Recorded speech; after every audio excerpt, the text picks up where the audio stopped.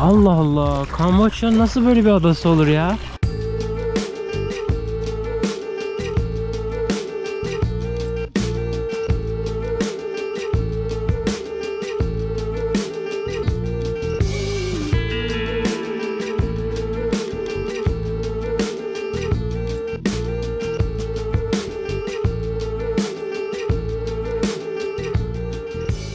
Selam dostlar, yeni videoma hepiniz hoş geldiniz. Şu an saat sabah 8, gözlerim kısık, kusura bakmayın. Şimdi ben Kamboçya'nın başkenti Phnom Penh'deyim. Bir önceki videoda Phnom Penh'i gezdik. Burada neler yapabilirsiniz onu anlattım. Şimdi de güneyde Koh Rong diye bir ada var dostlar. Yani Kamboçya'da yapabilecek 3 tane şey var zaten. Başkenti gezmek, Koh Rong adasına gitmek, Siem Reap'i görmek, bir de Angkor Wat diye tapınak var işte Siem Reap'te o da. Şimdi Koh Rong adasına gidiyoruz. Türkler de yaşıyor. Türk adası diyenler de oluyor falan. Nasıl gidiliyor oraya? Buradan otobüsle Souk Ville, böyle bir şehir var, tamam mı? Sahil şehri. O şehre gidiyorsun. Oradan da böyle feribotlar oluyor. Henüz o feribotu almadık. Oraya gidince halletmeyi planlıyoruz. Ben geldim, bir kokonat kahve içiyorum burada.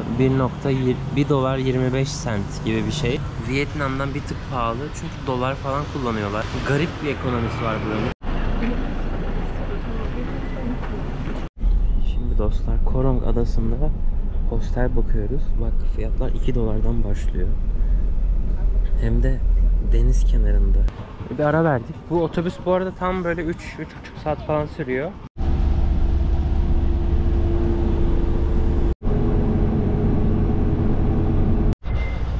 Şimdi dostlar, Sihanouk şehrine geldik. Burası böyle sahil şehri, sahil kasabası gibi bir yer. Koh Rong adasına gitmek için 2 seçeneğiniz var. Biri bu speedboatlar, yani bu hızlı tekneler, bayağı görüyor musun? Hız teknesi bildiğin. Bununla 45 dakika 1 saat sürüyormuş Koh Rong adası. Bir tane daha seçenek var. O da Pier 63 diye bir tane şey var, liman var. Orada slow boat, daha eski tekneler. 2-3 saatte götürüyor sizi. Ama 5 dolarmış bileti. Buranın gidiş 12,5 dolara geliyor. Ama 2 saat hızlı gidiyorsun. Bir de otobüs bizi buraya getirdi. Diğer limana gitmemiz için tuk tuk falan kullanmamız lazım. Hem zaman hem para vereceğiz falan. O yüzden şey seçtik. 25 dolara gidiş dönüş bilet aldık. Bu bilette dönüş tarihini istediğin zaman seçebiliyorsun. Ben ne kadar kalacağımı bilmiyorum. Şimdi çok seversem 2-3 hafta takılırım. 2-3 hafta sonra dönebilirim yani bu biletle. Yani bu şekilde yapıyoruz. Kalacağımız yerin ismini söyledik. Adam dedi ki buraya koyun bagajları. Ona göre ayarlıyorlar herhalde. Şöyle bir onigiri aldım abi. Somonlu. Acıktım valla ya. Neyse arkadaşlar, Nest diye bir hostele gidiyoruz. Hafta içi 2 dolar günlük. Hafta sonu 6 dolar. Ama bakalım, belki gönüllü oluruz.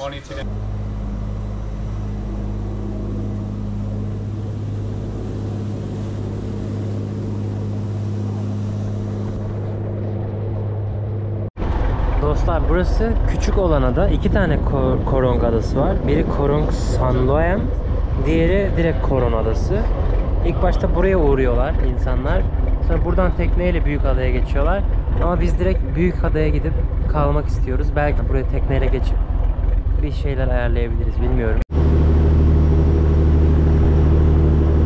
Geldik Koh Rong adasına. Ve inanılmaz bir manzara karşılıyor şu an bizi. Bakar mısın karşıya? Denize sıfır. Böyle 1-2 katlı yerler var. Tekneler rengarenk. Çok güzel. Şöyle bir şey var. Biz Nest diye bir hostelde kalacağız. Bize sordular nerede kalıyorsunuz diye. Nest dedik. O da bir sonraki durak oluyormuş. Şimdi oraya geçeceğiz. Yani herkes indi. Biz yola devam ediyoruz. Bizi direkt hostele bırakacaklar. Private ferry. Bizim yer şu taraflarda bir yerde ama bizi bu limana getirdiler. Buradan ya yürüyeceğiz ya da taksiye bineceğiz gibi gözüküyor.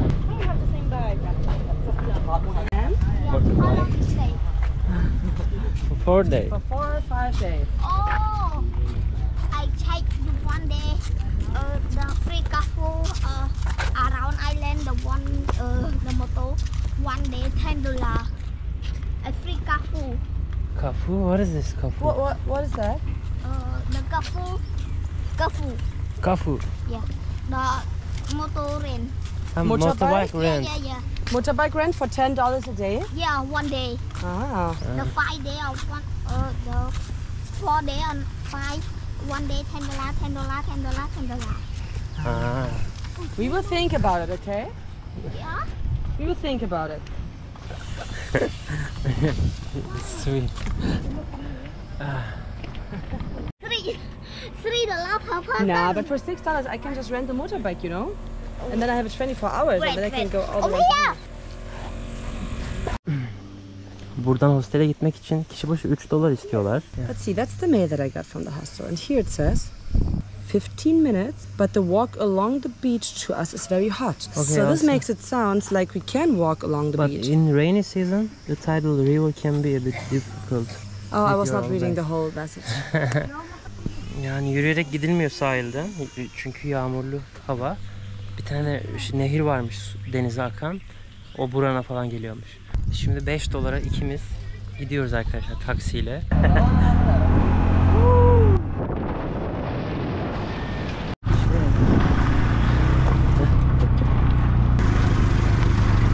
Arkadaşlar yollar berbat ya. Yol yok ki. Baksana. Should we get off? Get off.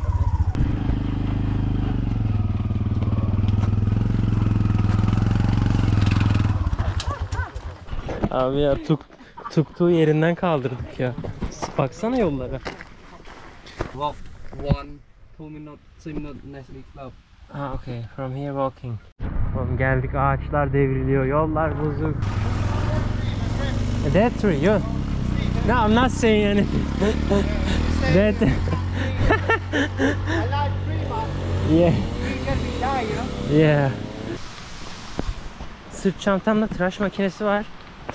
Zıpladık hopladık, tıraş makinesi çalışmaya başladı. Welcome to Nestival. No drugs, no outside drink, watch your things, have fun, stay safe. Okay. Bu arada az önce adam ağaç deviriyorlar dedim ya. Adam geldi diyor ki ölü ağaç kardeşim, biz de ağaçları seviyoruz merak etme falan. From Sunday to Monday, one free night. Fuck yeah. Yeah.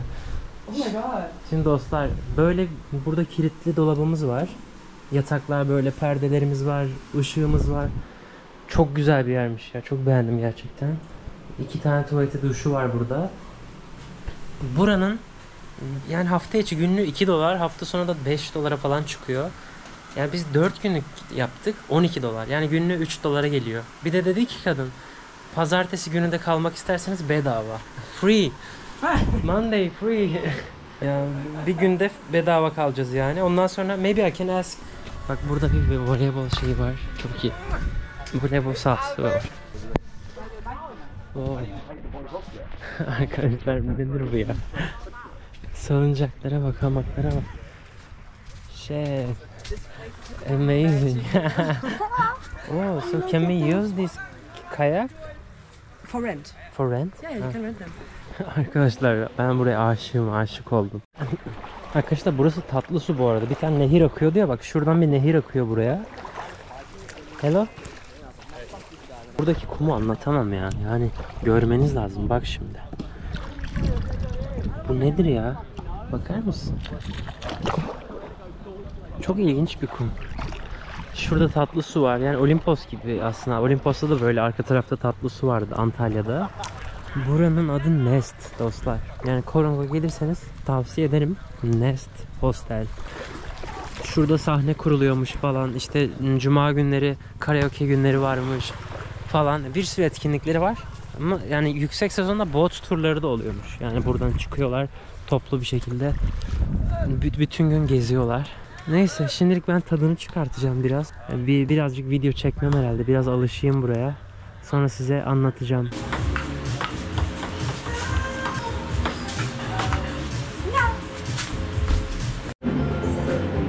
Valla dostlar burada yemek dışında yapacak hiçbir şey yok. Market yok. Mecbur buradan yiyoruz. Bu da $4 falan mesela. Bira $1. Bunlar $4. Bilmiyorum böyle ne kadar yaşayabilirim. Ama lezzetli.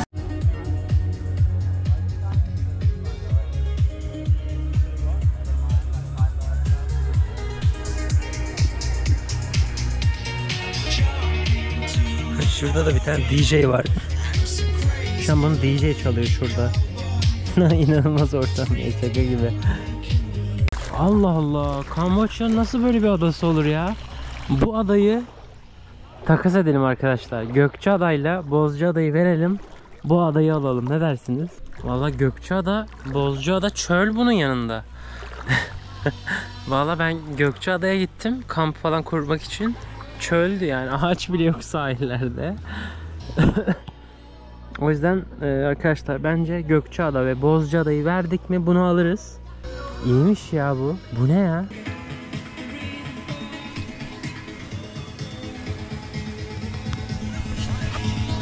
Bak bana bak. Bana bak. Bana bak. Alo. Bir şey diyeceğim. Bak bak. Hey dude.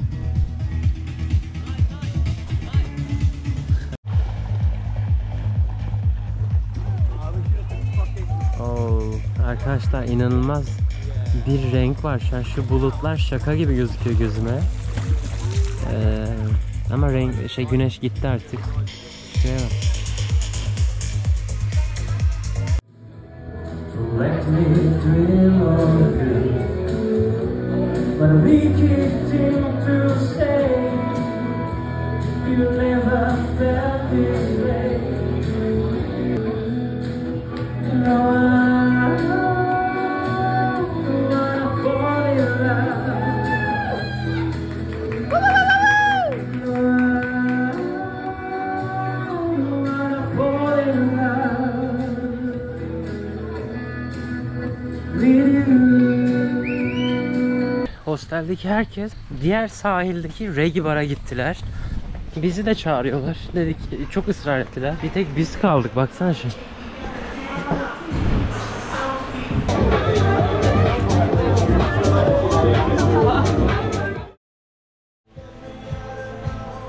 Evet dostlar, günaydın.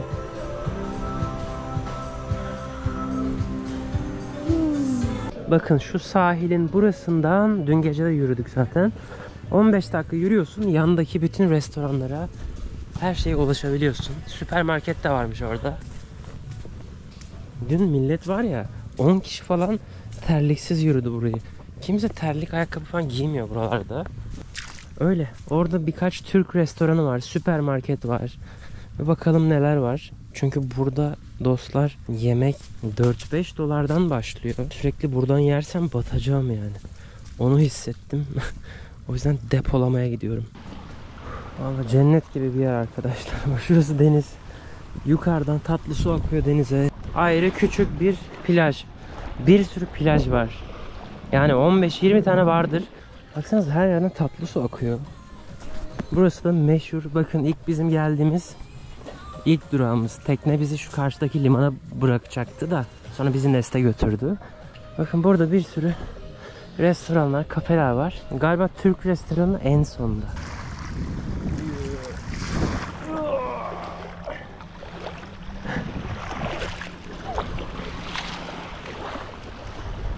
İşte bu bazen daha da yükseliyormuş, geçemiyormuşsun falan. Burana geliyormuş. Süpermarkete geldik. Valla burada bir şeyler stoklayacağım ya. Rahat var ya, 15-20 tane market var, restoran var. Ben sanıyordum ki hiçbir şey yok adada. Varmış. Bir de yani şeyler, fiyatları göstereceğim size mesela. Şöyle mesela 3 dolar, 4 dolardan başlıyor. Lokal yemekler. Şöyle hamburgerler 3,5 dolar falan. Dedim ya, çok fazla Türk var burada. Burası Rumi Guest House. Burası direkt Türklere aitmiş. Burada bir Türk abimiz var. Bu yemekleri o yapıyor. Şey yapıyoruz şimdi. Falafel yiyeceğiz. Das war jetzt nicht so schön, aber ich habe richtig coole Leute kennengelernt, hatte echt ein paar sehr coole Tage. Und dann bin ich über die Grenze mit dem Bus gefahren nach Kambodscha rein. Da habe ich jetzt die... Evet, şöyle bir falafel burger aldık bir de. Ya bir tık pahalı buralara ama yapacak bir şey yok. 5 dolar mesela bu. 5,5 dolar. Kola 1,5 dolar falan. Türk yemeklerimizi yedik. Sağ olsun abi, biraz da indirim yaptı bize Rıdvan abi. Buraya gelirseniz Rumi'ye gidin. Tekrar uğrarız zaten videoda. Vallahi esir kaldık burada. Dostlar, şu biraların kapağından çıkan bedavalar var ya, onlarla bir bira aldım. Ya o kapak tam bedava değil aslında. Normalde 4000 riyal bira. Bu kapakla beraber 1000 riyale geliyor. Yani 20 sente geliyor, anladın mı? Yani neredeyse bedava.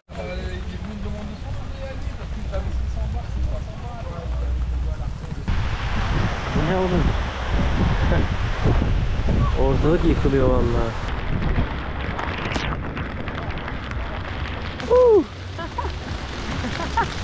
Could be worse, I think.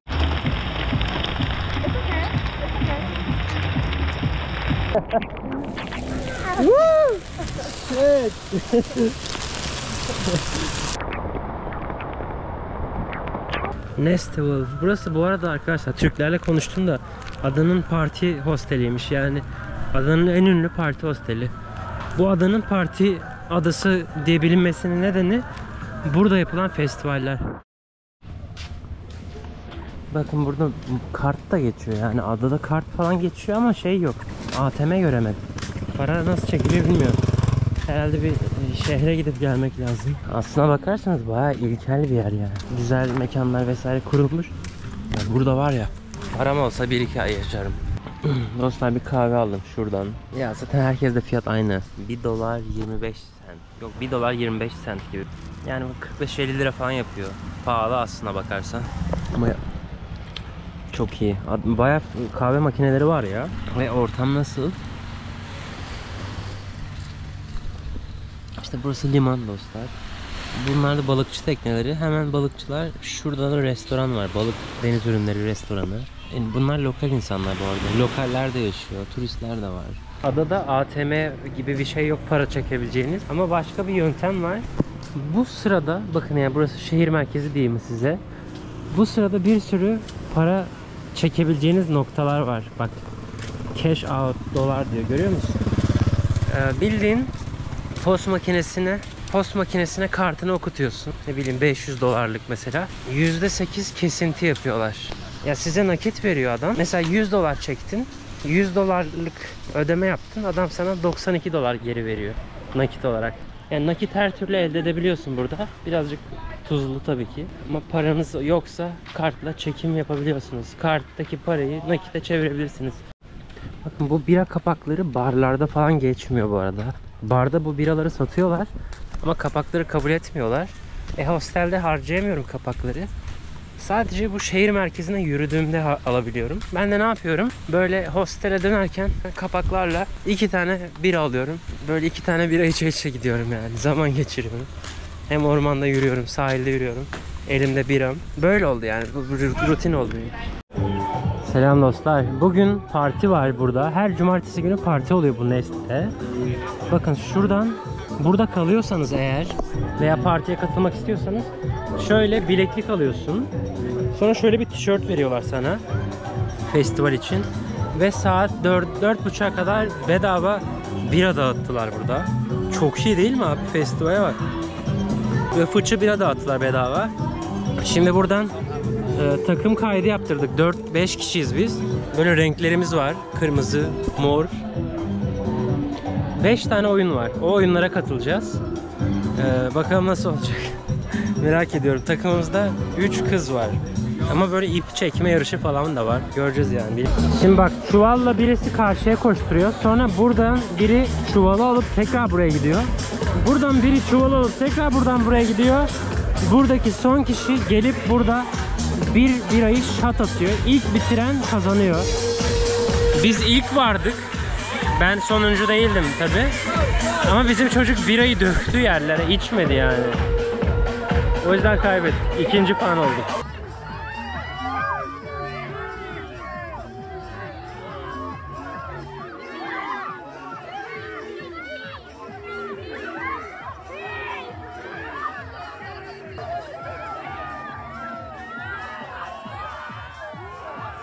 That was so quick.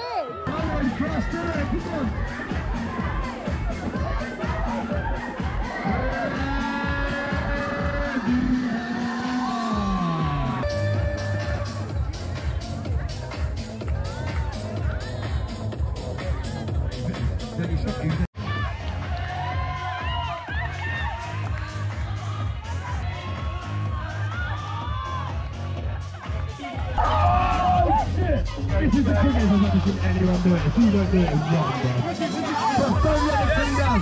Do not let the team down. Do not let the team down. Nearly. Come on, lad.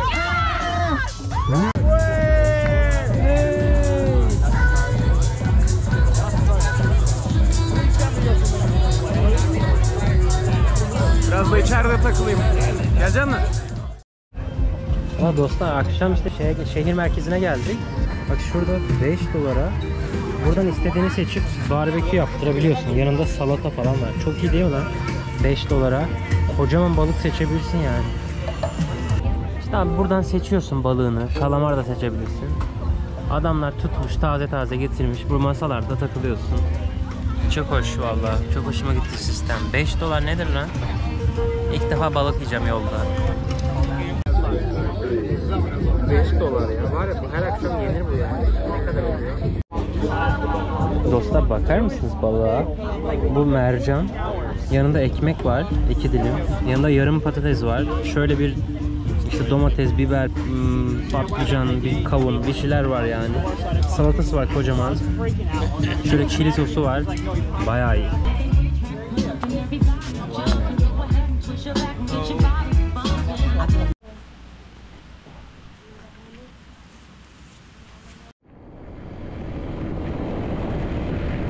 Dostlar şimdi adadaki Saxon Beach diyorlar.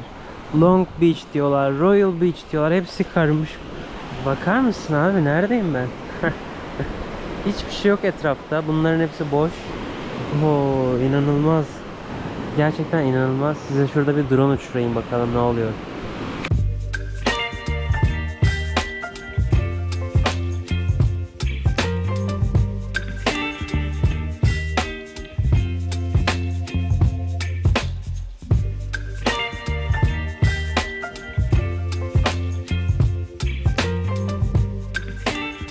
Arkadaşlar şimdi Lonely Beach'e gidiyoruz ve yolu birazcık kötü.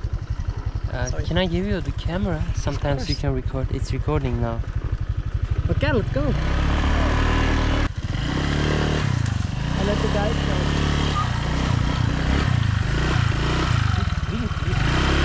That's not too much.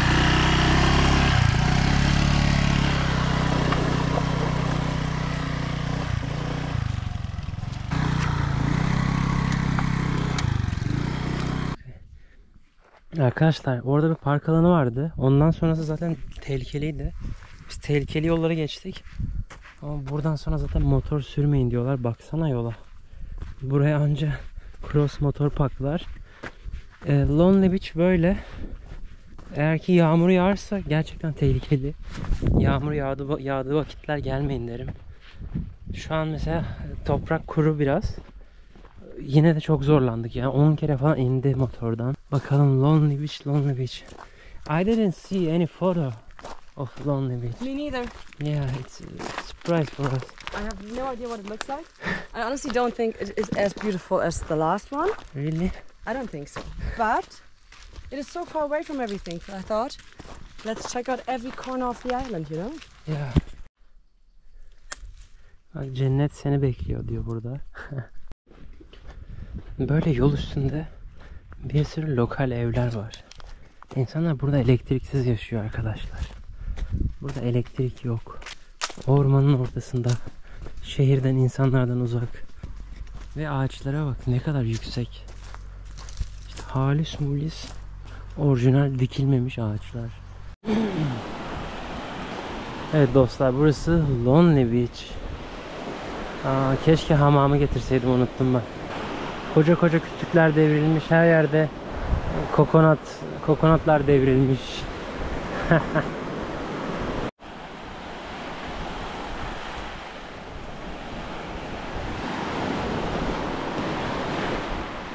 Oğlum çok tropik ya, böyle bir şey olabilir mi?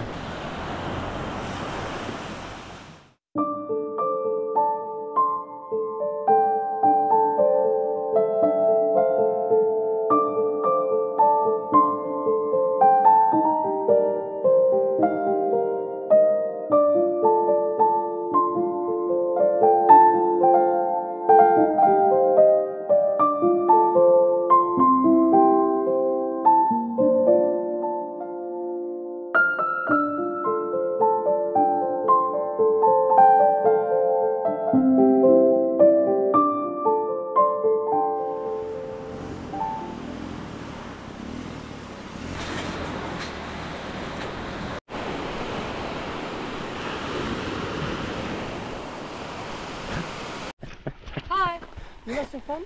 My shoe. Ah, okay. This is the one, and now I have to look for my second somewhere in here. Okay, cool. Better than my phone. Yeah, right?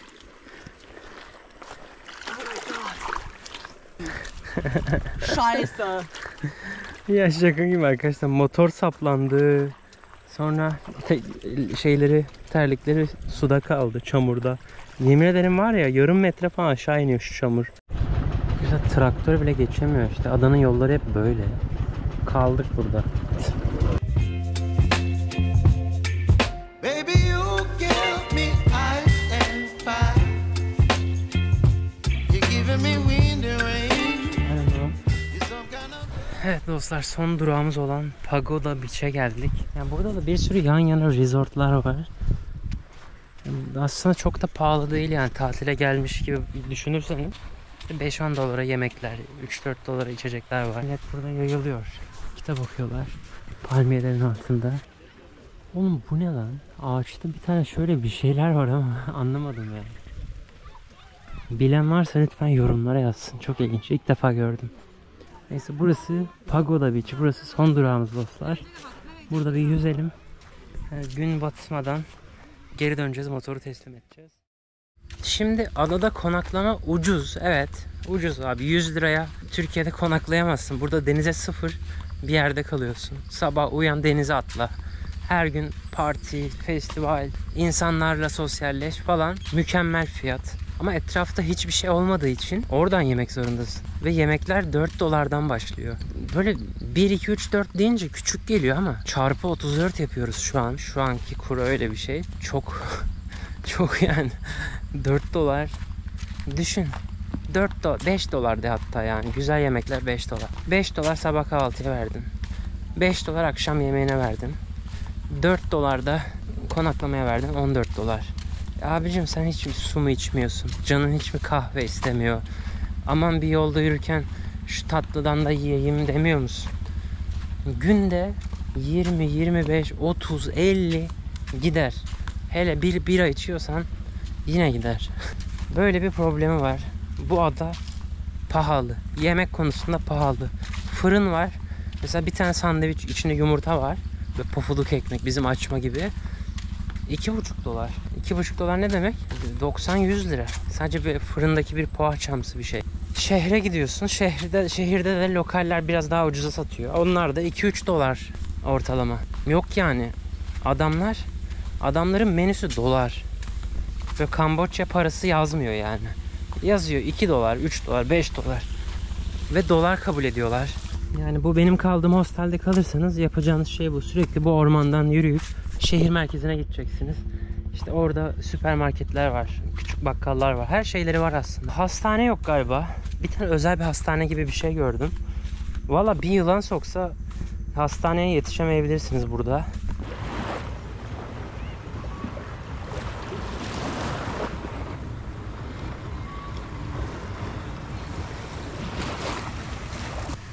Evet Nesli, en sevdiğim köşe burası oldu. Ah dostlar, bugün ayrılıyoruz. Haberlerim var. Şimdi dostlar, yaklaşık nasıl diyeyim size, 15 gündür falan burada kalıyorum. Çünkü telefonumu kaybettim. Koron maceramız böyleydi. Yani çok güzel bir ada. Bir daha gelir miyim bilmiyorum açıkçası. Yani giren çıkamıyor buradan. Ben de öyle olmak istemiyorum. Yoluma devam etmek istiyorum. Ben şimdi toparlandım. Çantam, gitarım falan hepsi yukarıda. Saat 2'de feribot var. Biliyorsunuz buraya gelirken gidiş dönüş feribot bileti almıştım. Hızlı bot. Niye aldıysam Allah aşkına yani 5 dolara da yavaş bot varmış. Ben yavaş yavaş giderdim abi. İşte yanında başka insanlar olunca onlara mahcup olmamak adına ne derlerse okey diyorum yani. İşte tek gezince en ucuzunu takılıyoruz. Neyse, dönüş biletim var zaten, almıştım buraya gelirken. Saat 2.30'da şu şehir merkezinde, işte ormandan yürüyünce şehir merkezine gidiyorum ya ben. Oradan alacaklar beni. Sihanoukville diye bir şehre gideceğiz. İzlediğiniz için teşekkür ederim. Kendinize çok iyi bakın. Diğer videoda görüşmek üzere. Diğer videoda telefonunuzu kaybederseniz neler yapabileceğinizi, nasıl aksiyonlar alabileceğinizi anlatacağım size. Tamam. Hoşça kalın. Adios. Dünyada tek değil. birazcık pahalı bir şeysin sen canım, ama yenisini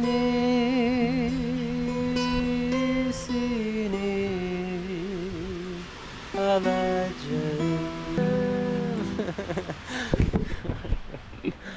Telefonuma şarkı yazıyorum.